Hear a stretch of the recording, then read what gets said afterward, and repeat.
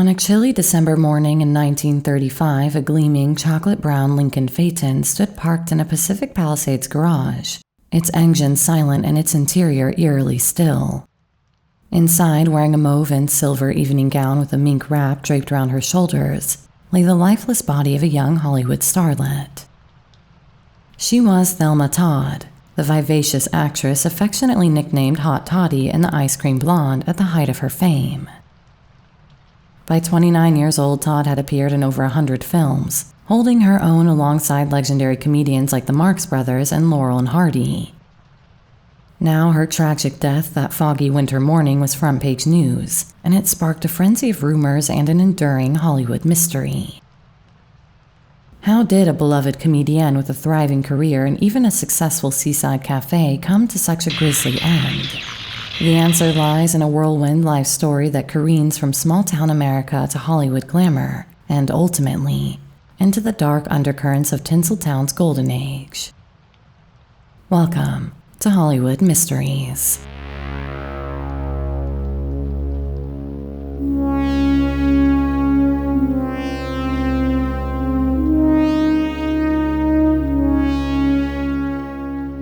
Thelma Alice Todd was born on July 29, 1906 in the mill town of Lawrence, Massachusetts. Her father, John Todd, had immigrated from Ireland and worked as an upholsterer and city official, and her mother, Alice, was a Canadian-born homemaker. Her only sibling, an older brother named William, had died in an accident when Thelma was just 3, a tragedy that drew her especially close to her parents.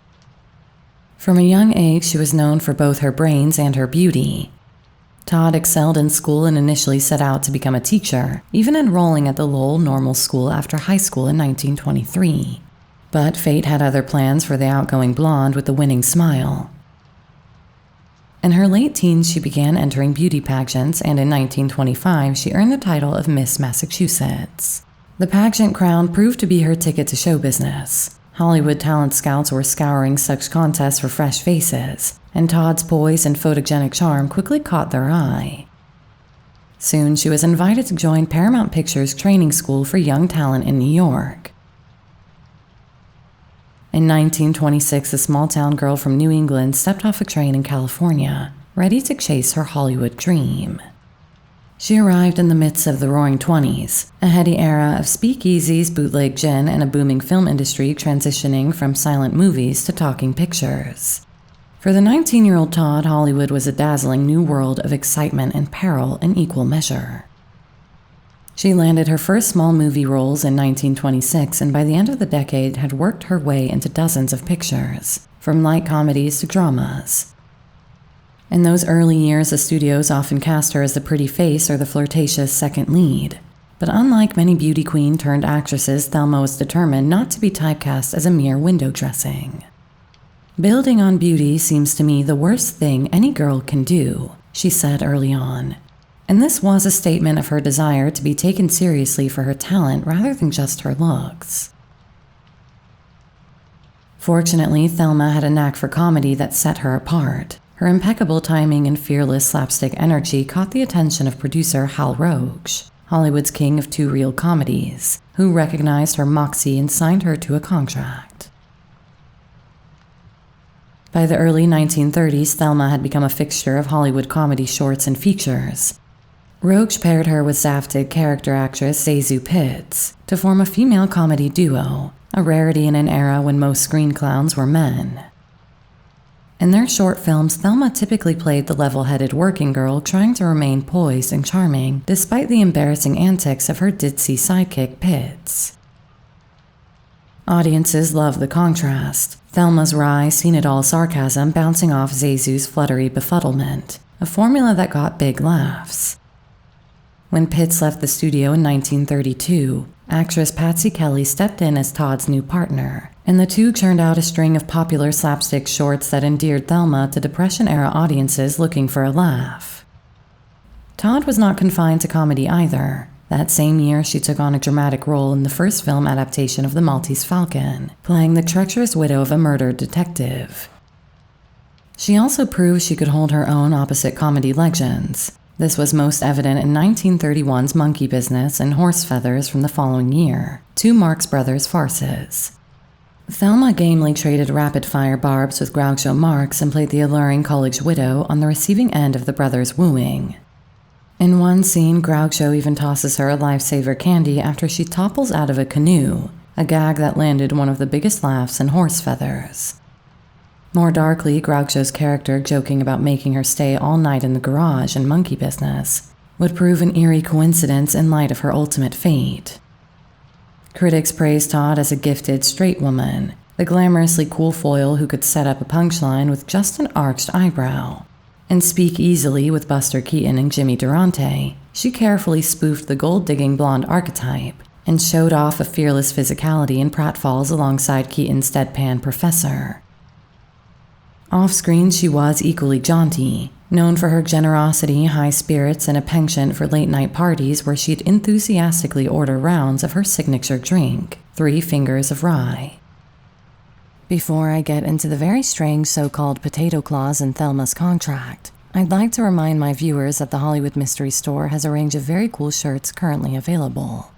It's linked in the description and you can check out our entire range, all of which are 100% exclusive to us and designed in-house. There's everyone from Kay Francis to Shelley Duvall to Paula Negri and Peter Lorre. It's also one of the best ways to help out the channel, so I really appreciate every sale we make over there. Thank you. And lastly, speaking of helping out the channel, I'd like to ask the 90% of you who watch regularly but who are not subscribed to consider doing so.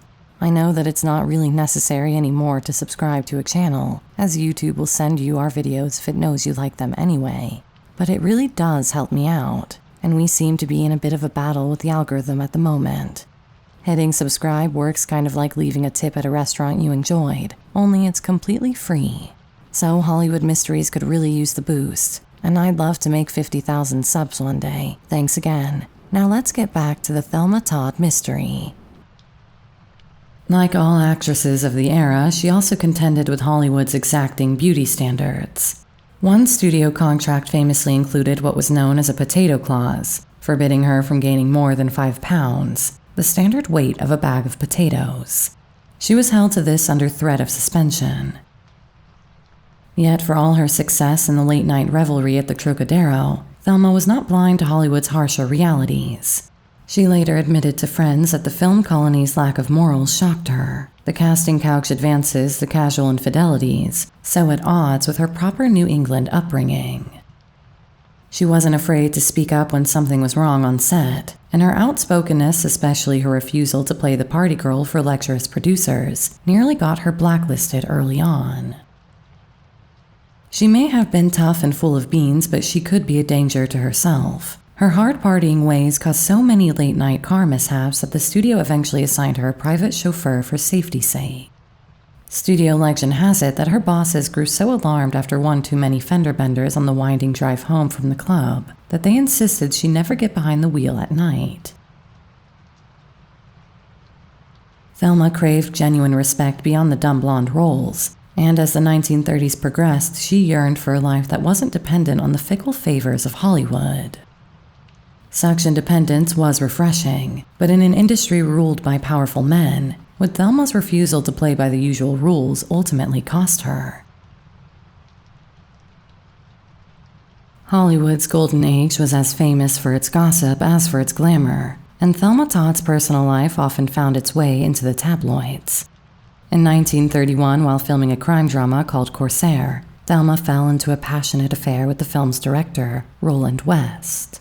West, a director whose film Alibi had been nominated for an Oscar, was nearly 20 years her senior, and married, albeit estranged from his wife, silent film star Joel Carmen. The two became inseparable during the shoot, a meeting of kindred spirits at a time when both were seeking reinvention. Todd, despite her comedic fame, was hungry to prove herself in serious roles, and West's artistic temperament and worldly sophistication no doubt appealed to her. Their romance, however, was as complicated as a silver screen melodrama. When Corsair wrapped, West returned, at least nominally, to his wife, and the affair cooled. Heartbroken, Thelma made an impulsive decision, In 1932, she married a dashing Hollywood agent and occasional producer named Pasquale Pat DiCicco. DiCicco was tall, dark, and handsome, and he moved in Los Angeles' most fast-living circles. He would later gain notoriety as an alleged mob-connected playboy and become the first husband of socialite Gloria Vanderbilt. For a brief time, Todd and DiCicco were a fixture at cocktail soirees and nightclubs. The glamorous Starlet and her suave escort photographed arm in arm. But behind closed doors, the marriage turned nightmarish. DiCicco, by many accounts, was abusive, prone to jealous rages and violent outbursts. One particularly vicious quarrel reportedly left Thelma with internal injuries requiring an emergency appendectomy, while Pat walked away with a broken nose. After one tumultuous year, Thelma walked out. She secretly revised her will to leave Pat the token sum of just $1, a pointed final jab at the man who had hurt her so deeply. By 1934, that chapter of her life was over, and she gravitated back into the orbit of Roland West. The pull between the director and his now-divorced muse proved irresistible. So who was Roland West? He was never a household name, even in his prime. Today, he's barely remembered at all. But during Hollywood's early sound era, West was one of its more daring innovators. A director whose visual sensibility leaned towards shadows, secrets, and the crooked edges of human nature. His films were moody and modern before those words carried the weight of a genre.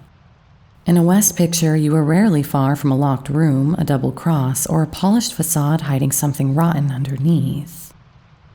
In The Bat and its follow-up, The Bat Whispers, West turned a seemingly genteel society into a playground for masked intruders and psychological unease.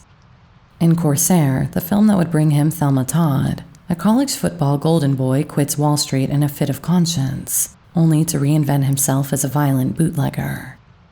Moral absolutes didn't concern West. His protagonists often schemed, manipulated, and occasionally killed, and they rarely faced consequences. What mattered more was the tension between appearance and reality, between respectability and what lay beneath. West's own path to filmmaking had the texture of a pulp novel. He'd once toured vaudeville stages performing in a melodrama called The Criminal, where he perfected the tropes he'd later direct. Dim lighting, sudden reveals, and characters with slippery identities.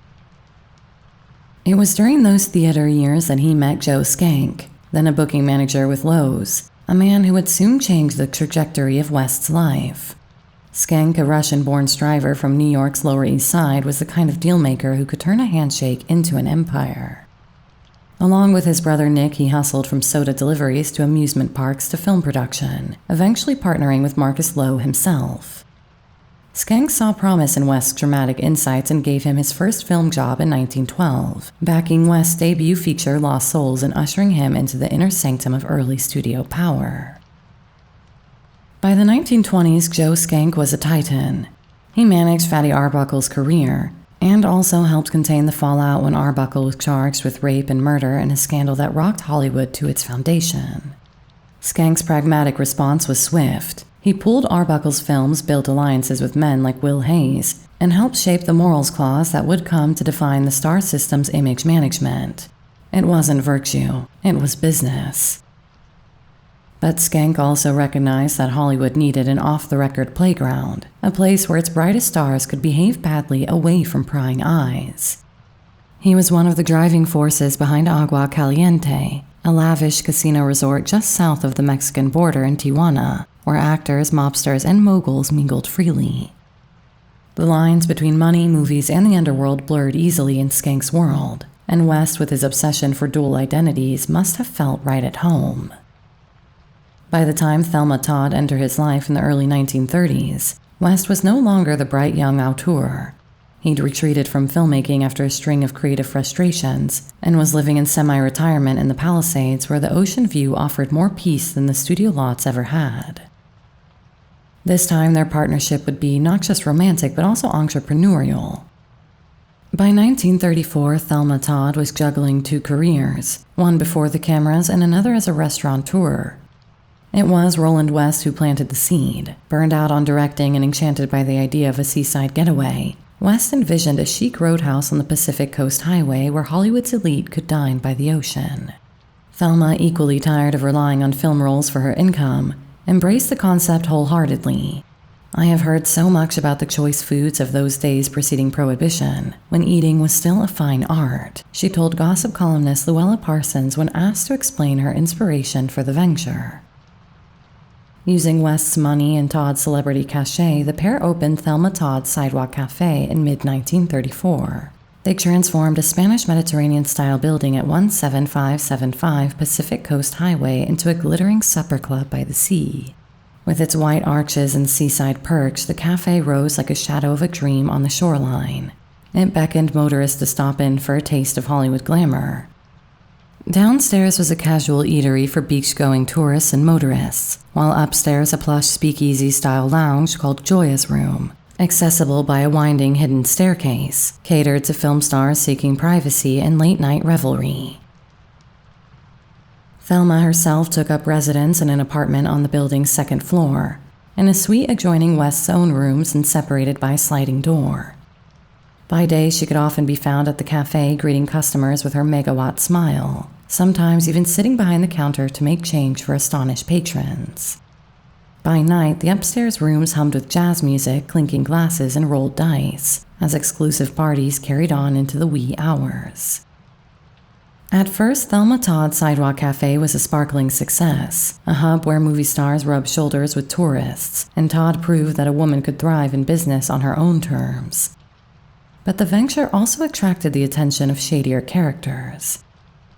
Hollywood's underworld was never far from its glamour in those days. Gangsters and gamblers mingled with film stars in the back rooms of nightclubs, and Thelma's seaside establishment was no exception. Rumors spread that East Coast mobsters had set their sights on Thelma's cafe. In particular, one legend claimed that infamous New York gangster Charles Lucky Luciano, a sometime patron of the establishment, pressured Todd to let him set up an illegal casino in the private upstairs club. The ever-feisty Thelma allegedly rebuffed Luciano's advances, both his business propositions and his personal flirtations, with a defiant quip, "Over my dead body." Luciano, as the story goes, replied coldly, "That can be arranged." Though it remains uncertain whether Todd and Luciano ever even met in reality, the tale of her brazen stand against a mobster only added to the mystique surrounding her final days. What is certain is that in the months leading up to December 1935, Todd confided to friends that she had been receiving anonymous threats. One crazed fan had even sent extortion letters signing himself the Ace of Hearts and vowing to kill her unless she paid $10,000. This was a disturbing backdrop to the drama that was about to unfold. The fan was eventually arrested in New York and the letters seized, but the question was, just how deranged had Thelma Todd's world become, and who would benefit from her sudden downfall? December 14th, 1935 was shaping up to be a joyful day for Thelma Todd. That afternoon, she visited her close friend and former comedy partner, Zazu Pitts, at Pitts' home. There, she played the role of jolly gift-giver by spoiling Pitts' young son with an early Christmas present. On the evening of that Saturday, Thelma Todd was the life of the party. The occasion was a lavish soiree at the Café Trocadero, a swanky nightclub on Sunset Boulevard. The night was hosted in her honor by 19-year-old actress Ida Lupino and Lupino's father, British entertainer Stanley Lupino. Todd arrived in high spirits, draped in a glimmering pale blue evening gown with matching satin heels and a mink coat around her shoulders. She even brought along her mother as her guest. Throughout the night, Thelma mingled with her Hollywood friends. Sid Grauman, choreographer Arthur Freed, agent Al Kaufman, and other luminaries were in attendance. By all accounts, she was cheerful and basking in the attention. At one point, she had a brief, tense exchange at the bar with her ex-husband, Pat DiCicco, but the incident blew over quickly. Around 3:30 a.m., Thelma's chauffeur, Ernest Peters, drove her home from the Trocadero, navigating the 20-odd miles out to the coast. Her residence was no ordinary Hollywood bungalow. Perched above the Pacific Coast Highway in the Palisades, the complex housed her seaside cafe on the lower level and her private apartment just above it. The building sat against the base of a steep hillside, with multiple levels carved into the slope. Visitors approaching from the road would first see the bright arches of the cafe, then look upward to where Todd's second-floor apartment looked out toward the ocean. Right next door was West's apartment, and in fact the two apartments were separated by a sliding door, a small concession to propriety while West was still legally married to Jewel Carmen. Peters offered to escort her up to the door, but Thelma declined, assuring him she'd be fine on her own. Unbeknownst to Peters, just before Thelma had left for the party that evening, Roland West had sternly told her to be home by 2 a.m., warning that he would lock the door to their apartment at that hour. Thelma had rolled her eyes and laughed it off. "I'll be back at 2:05, she quipped archly. But West was not amused. True to his word, he locked the door at 2, inadvertently barring her from her own living quarters that night. It would prove a fatal act. What happened between approximately 3:45 a.m. on Sunday, December 15th, and the late morning of Monday, December 16th, remains the subject of endless speculation. The prevailing theory goes like this. Finding herself locked out in the cold, a slightly intoxicated Todd decided not to wake Roland West for access to their apartments. Instead, she trudged up a flight of some 270 outdoor steps that wound up the steep hillside to the garage belonging to West's estranged wife, Jewel Carmen, which sat in the hills above the cafe. This was an arduous, almost implausible trek for someone who'd been drinking and, according to her mother, had a heart condition. This heart condition was mysterious in itself, but it was also confirmed by West later on. She was prone to fainting spells, and that seems to have been the only grounds for this diagnosis during what was admittedly a near prehistoric age of medical science. Her autopsy showed no organ abnormalities. Nevertheless, her doctor had insisted she avoid strenuous exercise. According to West, this was an instruction she was not unhappy about, as she, quote, hated walking anyway. Despite all this, she found her way up to the garage somehow. The reason she made the trip was that Todd's chocolate-colored Lincoln convertible was parked inside that garage. Perhaps seeking shelter and warmth, Thelma climbed into the passenger seat, still clad in her satin party gown, and turned the ignition key to run the car's heater. It was a chilly winter night by California standards.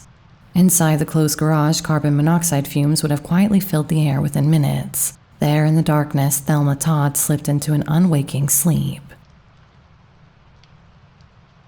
When her personal maid, Mae Whitehead, came to the garage late Monday morning, December 16th, she stumbled upon a horrifying sight. Thelma slumped in the car's front seat, lips slightly bloodied and her once bright eyes closed forever. Her usual task was to drop her own car off, fire up Thelma's machine, and then drive down to the apartment below to make sure Thelma made it to the studio on time. But today would be horrifyingly different. She raced to the cafe to wake West and tell him the news. The director emerged already ashen-faced as though he knew something was wrong. After all, Thelma had been missing the previous day, and Whitehead told him the terrible news. Word of the beautiful star's demise hit Hollywood like a thunderbolt. Almost immediately, frenzied headlines turned the incident into a full-blown whodunit. Was it an accident, suicide, or murder? The police were called, and initial examination noted no obvious signs of violence on the body beyond a small bruise on her lower lip. The car's ignition was still on and there was still fuel in the tank, suggesting the engine might have been running until Thelma shut it off. The car's battery was completely discharged. The Los Angeles County coroner performed an autopsy and confirmed the cause of death, carbon monoxide poisoning, consistent with exhaust fumes. Yet certain details refused to line up neatly, and there were whispers of other injuries. A broken nose, cracked ribs, even odd marks around her throat. Gruesome details splashed in some newspapers but never officially corroborated. Interestingly, she was still wearing $20,000 worth of jewelry. She also had alcohol in her system. By modern standards, her blood alcohol content of 0.13% indicated she was indeed quite drunk, though not necessarily incapacitated. The time of death was estimated to be not long after she arrived home in the early morning hours of Sunday. The authorities initially leaned toward calling it a suicide, perhaps a despondent star who deliberately inhaled exhaust, but those who knew Thelma vehemently rejected that idea. She had been in high spirits at the party and was looking forward to the holidays. Indeed, she had more than 100 Christmas presents wrapped and ready to deliver in her apartment. She was also due on a film set that very Monday morning to continue shooting a new Laurel and Hardy comedy, a commitment she fully intended to keep, nor was there any suicide note. Facing public pressure and widespread skepticism, the coroner's office soon changed the official verdict to accidental death, ruling that Todd had unwittingly poisoned herself in a moment of muddled judgment. A grand jury was convened to investigate further, keeping Los Angeles in suspense through weeks of sensational hearings. Every detail of Todd's final days was splashed across the papers: the extortion threats she had received, the quarrel with her ex-husband, the rumors of mob involvement. Roland West admitted on the stand that he had indeed cruelly locked Thelma out that night, a detail that earned him scorn but in itself was not a crime. The police reenacted her doomed climb up the steps with a young model at the same build as Thelma to see what effect it might have on a pair of slippers similar to the ones she was wearing. The scene sent the press into a frenzy. Jewel Carmen, West's estranged wife, added her own bizarre twist by claiming that she saw Thelma driving around town on Sunday after the supposed time of death with an unidentified man in the car, a claim that contradicted the established timeline and left investigators utterly perplexed. When she was called to the witness stand, she collapsed in a faint just in time to avoid stating her claims to the court and was excused. She saved these details for an exclusive and sensational interview with Luella Parsons. One of Todd's friends even swore she received a phone call from Thelma on Sunday at an hour when the coroner insisted Thelma was already dead. 2 more men then said they had sold Thelma and a dark stranger a Christmas tree in Hollywood around midnight on Sunday, and then claimed that 2 gunmen showed up to warn them against telling the police they'd seen Todd. There was also the matter of her argument with Pat DiCicco. It turned out that he had shown up to the party with the young starlet, Margaret Lindsay, on his arm in a successful attempt to rile his ex-wife, but that trail seems to stop with their brief argument at the bar. Next, attention turned to her chauffeur, Ernest Peters. He testified that she had indeed refused his offer to walk her to her door. What was unusual, according to him, was that this was the first time in 3 years she had declined this service from him. He also said that she had been unusually quiet on her way home, a statement which the press spun into Thelma telling Peters to step on it as gangsters were after her. There was also a possible witness, night watchman Earl Carter. He made his rounds between the garage and the cafe every 25 minutes on foot. He calculated that he must have passed the garage 15 times that night, but had no inkling that anything was unusual. Whether the engine was running or not, he had not noticed what Mae Whitehead had found unusual, that the garage doors were closed but not locked. As for the car's running engine, West testified that the giant 12-cylinder motor produced a huge roar, more than enough to wake the septuagenarian cafe treasurer who would have been sleeping in his apartment directly above the garage. These testimonies seem almost designed to confuse the case, and jurors seem to have a similar opinion. Several witnesses have not told all they know, one juror said. Some of those who appear most mute, most dumb, apparent are deliberately concealing facts, grand jury foreman George Rochester noted. He went on to say, potent Hollywood interests have attempted to block the probe into Todd's death from the beginning. He then stopped proceedings to give the witnesses a stern warning about perjury. Prosecutors also sensed something wasn't quite right. Falsehoods have been told by certain witnesses inside the grand jury room, said Deputy DA George Johnson. Someone covering up something. Someone we think knows how Thelma Todd died. None of the apparent facts smooth out. Nevertheless, in early 1936, the case was closed with an unsatisfying conclusion.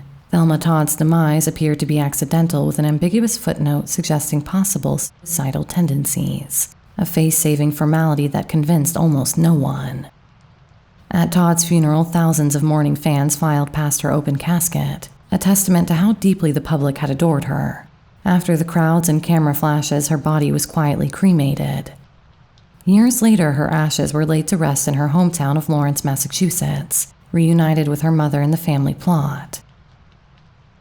Hollywood, however, was not eager to dwell on the ugly mystery. In the wake of the grand jury's inconclusive finale, studios and colleagues of Todd moved swiftly to hush the sensationalism.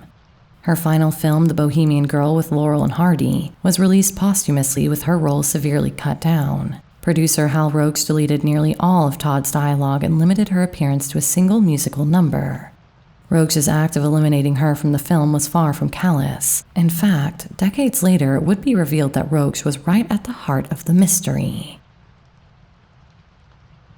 In the late 1980s, Roach, by now in his 90s, agreed to talk to a journalist named Marvin J. Wolfe about this most painful of subjects.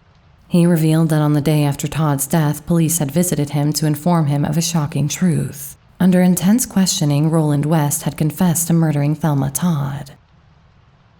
At the time, the police were very much under the power of and in the pay of the area's most powerful, which included the studio heads and gangsters like Luciano, and so they would have known they needed to consult a powerful movie insider before proceeding. It just so happened that on the same day that Todd's body was found, Warner Brothers' genius director Busby Berkeley was in court to face a triple charge of second-degree murder after a head-on collision that took place right by Thelma's cafe. Berkeley was drunk, and the last thing the studios wanted was another Hollywood director on trial for murder and boozy intrigue. What follows is what Roach told Wolfe during their interview. West was very possessive, very controlling. He told Thelma she was to be back by 2 a.m. She said she'd come and go as she pleased. They had a little argument about it, and then Thelma left for the party. When Sid Grauman called West about 2:30 to tell him Thelma was leaving, West went into her apartment and locked her out. He was going to teach her a lesson. Apparently, when Todd returned at almost 4 a.m., she declined her chauffeur's offer to walk her upstairs because she knew there would be a scene with West. When she found the door locked, she shouted at him and they had another argument through the door. West told her he didn't want her going to so many parties. Todd, still a bit drunk, screamed that she'd go to any party she pleased. She was invited to one later that day at Mrs. Wallace Ford's, and she said she'd go to that party now. So it was at this point that Thelma found the energy to run up the 270 steps with West in pursuit. She entered the garage and started her car, and West arrived in time to lock the doors on her. Roach said, he wasn't thinking about carbon monoxide, just about teaching her a lesson about who was the boss. So he left and went back to bed. He returned at daybreak to let her out but found her dead. He didn't know what to do, said Roach. So he did nothing. He closed the door but didn't lock it, and went back to the cafe. All that day when people called for Thelma, he said he didn't know where she was. If he really hadn't known where she was, he would have been calling all over trying to find her. That's the kind of man he was. So when the cops showed up to ask Roach what to do, he told them to forget about West's confession. He explained it wasn't worth their time. West would deny everything and Hollywood would bring the best lawyers in the land to steamroll the case. The chances of a murder conviction were precisely 0, but the chances of the officers being dragged through the mud on claims of falsifying evidence were somewhat higher. Roach played his part in the cover-up, and so did the corrupt but cornered cops. But did Hal Roach really have the kind of clout to tell cops what to do as a mere director? Unlikely. As it turns out, the cops were sent to Roach as a man who would know the right answers by the real kingpins. Eugene Biscayluz, the sheriff, was a man with major Hollywood connections. He was often seen in close proximity to Louis B. Mayer, Darryl F. Zanuck, and Joe Skank. Biscayluz also knew West well, as they were both 32nd-degree Masons at the same lodge. The sheriff was the one who ultimately likely ordered the police to dispose of West's confession as a favor to his friends, and to the extremely lucrative movie business which had majorly contributed to his election campaign. And the most important friend of all was Joseph Skank. At the time of Todd's death, Roland West's old benefactor Skank was one of the most powerful men in Hollywood. Chairman of United Artists, founder of 20th Century Pictures, and soon to preside over the merger that created 20th Century Fox. He owned banks, racetracks, resorts, and had direct ties to the biggest names in the business, including William Randolph Hearst. His brother Nick, meanwhile, ran Lowe's and MGM, which made him Hal Roach's boss and, by extension, Thelma Todd's. It was a tangled ecosystem of power and patronage. West, though no longer in the director's chair, remained connected to it all through his relationship with Todd and his shared business ventures with her. West and Skank would later face major federal tax evasion charges among other serious forms of corruption, and it turned out that, in short, West had been operating as a very important financial waypoint in the corruption schemes that Skank was operating, which involved secretly retaining illegal shares through proxies such as West's bank account. Interestingly, it turned out that the final installment of the reimbursement that Skank paid to West for his role as a front for the scam took place on December 17th, the day Todd's body was found. The corruption trial saw Skank jailed until 1942, but no one was ever indicted for Thelma Todd's death. So, in conclusion, the only scenario that really adds up is one in which a jealous and frustrated West locked his wife in a garage to teach her a lesson about partying, only to find that she had died of carbon monoxide poisoning the following morning. He left the garage door unlocked, perhaps in a panic, and likely called the one person he knew he could rely on to get him out of the situation, Joe Skank. Skank owed West, quite literally, for his role in the then ongoing corruption scheme he was undertaking, and furthermore it was obvious that the studios would not want West dragged off on murder charges no matter what, so Skank likely told West to act like everything was normal until somebody found Thelma's body. Given the circumstances, Skank was probably able to reassure West he'd have no trouble painting her death as accidental or self-inflicted. West did act normal that Sunday, with the sole exception that his usual possessive behavior pattern suddenly seemed to evaporate, and he was apparently unconcerned as to Todd's whereabouts. Then, once the body was found, the Hollywood wheels went into motion. Witnesses were prepared, media connections were greased up, and even the police were brought to heel by a corrupt sheriff. All this successfully ensured one thing, that Thelma Todd never saw justice. Those who knew her remembered the whip-smart hot toddy who could broil a mean lamb chop for her friends and trade wisecracks with Groucho, rather than the unfortunate victim found in a foggy garage. And so the ice cream blonde Thelma Todd remains, in the end, an enigma, a bright star who encapsulated the heights of Hollywood fame and the shadows that lurked at every corner. Okay, this was a pretty exciting one to research and read. I hope you enjoyed it as much as I did. Until next time, sweet dreams.